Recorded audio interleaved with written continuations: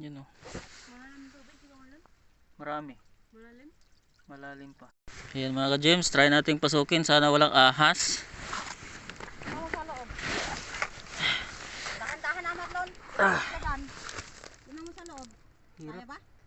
Tingnan mo guys. Kuha ako ng taong iba. Nandiyan sila sa taas. Okay lang? Ha? Okay lang. Yan ang titong anak ko. Yan si Tito Mordong. Yung tiso emergency.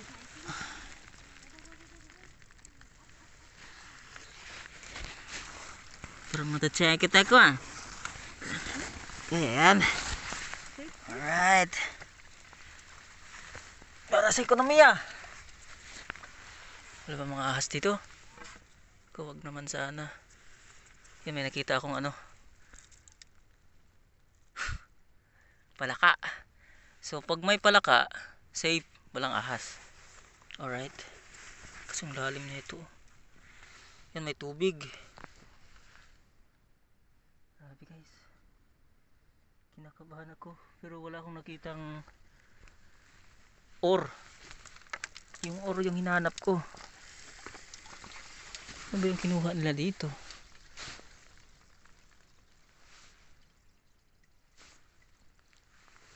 Wala naman na nakita.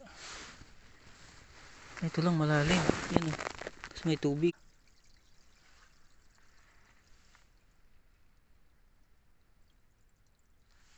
Ito ayan, fossilized. Fossilized coral. Wala akong nakitang ore ah. Sinasabi lang may gold. Wala na. Please someone enlightened me. Wait lang. Bababa pa tayo ng konti. Ayun. Dito.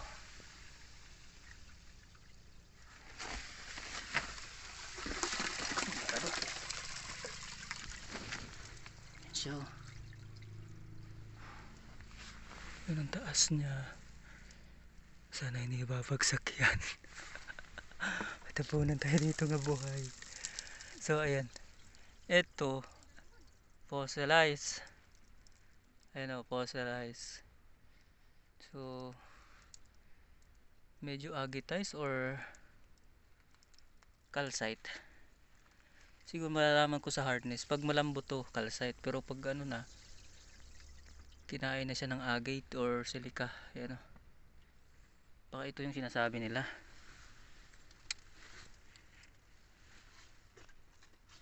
Wala akong nakita.